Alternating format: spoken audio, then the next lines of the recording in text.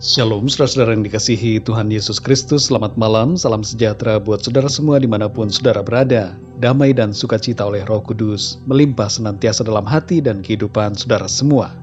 Ayat renungan kita saat ini terdapat di dalam 2 Tawarik 24 ayat 14b sampai 15. Tertulis demikian: Sepanjang umur Yoyada, korban bakaran tetap dipersembahkan dalam rumah Tuhan.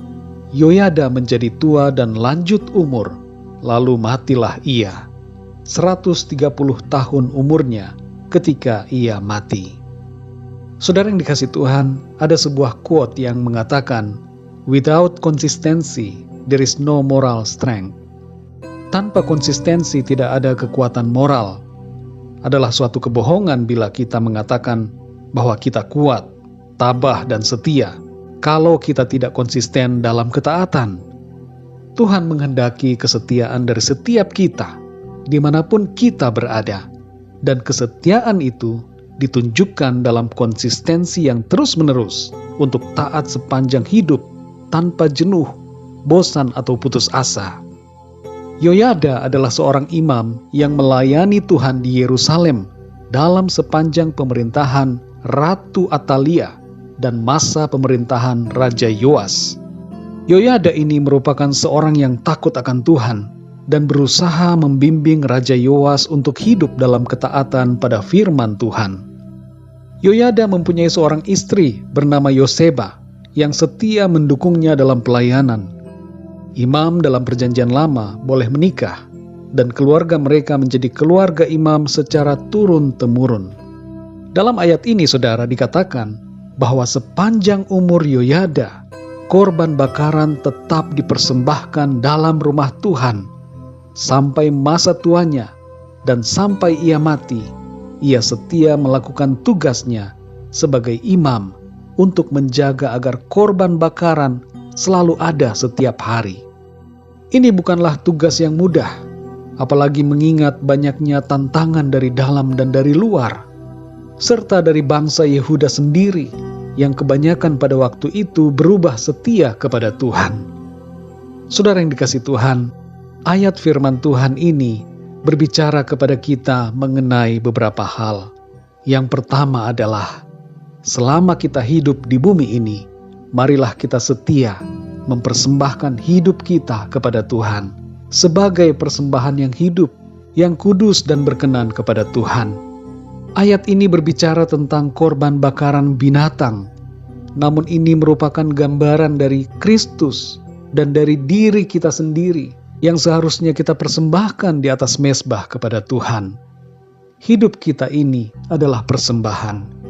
Dalam Roma 12 ayat yang pertama dikatakan, "Karena itu saudara-saudara, demi kemurahan Allah, aku menasihatkan kamu, supaya kamu mempersembahkan tubuhmu sebagai persembahan yang hidup, yang kudus dan yang berkenan kepada Allah.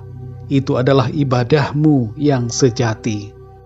Korban bakaran berbicara tentang kekudusan hidup dalam kasih karunia Tuhan. Karena itu mari kita hidup kudus dan setia selalu kepada Tuhan. Yang kedua, saudara, bertekunlah dalam iman dan dalam melayani Tuhan. Seringkali kita mengalami cobaan untuk tekun dan konsisten dalam melayani Tuhan. Banyak orang yang on dan off dalam pelayanan. Kadang on, kadang off, kadang rajin, kadang malas. Melayani Tuhan itu tidak bergantung pada perasaan kita, saudara. Kita semua yang sudah percaya, hendaknya terus tekun dalam melayani Tuhan di dalam berbagai aspek hidup kita. Bentuk pelayanan itu bisa dalam dunia kerja kita, bukan hanya di gereja atau di kegiatan-kegiatan ibadah rohani. Pekerjaan kita juga adalah pelayanan. Studi juga adalah pelayanan. Rumah tangga dan keluarga adalah pelayanan. Selama kita melakukan itu semua untuk Tuhan dan mempersembahkannya bagi Tuhan, itulah pelayanan. Dalam 2 Timotius 2 ayat yang ke-12 dikatakan, "Jika kita bertekun, kita pun akan memerintah dengan Dia." Mari saudara, tekun melayani Tuhan, karena ada upah dari ketekunan kita kepadanya. Yang ketiga, saudara, jangan mudah menyerah dengan keadaan. Mempersembahkan korban bakaran setiap hari di rumah Tuhan merupakan tugas yang tidak mudah. Ini bisa menjadi rutinitas harian yang dapat menimbulkan kejenuhan. Tapi Imam Besar Yoyada pada waktu itu terus menjaga agar korban bakaran tetap ada setiap hari. Saudara yang dikasihi Tuhan, menjaga hati agar terus taat dan melayani dengan setia bukan hal yang mudah. Ada banyak tantangan, tapi jangan kita menyerah dengan keadaan yang ada. Teruslah melayani dan taat kepada Kristus sampai akhir.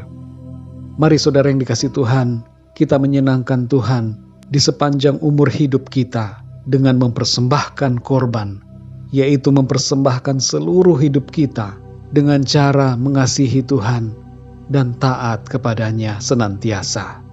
Mari kita berdoa saudara. Bapa kami yang di sorga, Bapa di dalam nama Tuhan Yesus Kristus, kami mengucap syukur untuk pertolongan Tuhan di sepanjang hari ini.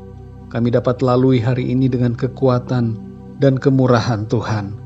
Saat ini kami ada sebagaimana kami ada, semua karena anugerah-Mu, semua karena kasih setia-Mu. Terima kasih Tuhan, kami bersyukur untuk kebenaran firman-Mu yang sudah kami dengar saat ini, yang mengajarkan kami untuk selalu hidup menyenangkan hati-Mu Tuhan di sepanjang hidup kami di bumi ini. Ajar kami Tuhan untuk setia, tekun, dan konsisten dalam melayani-Mu Tuhan.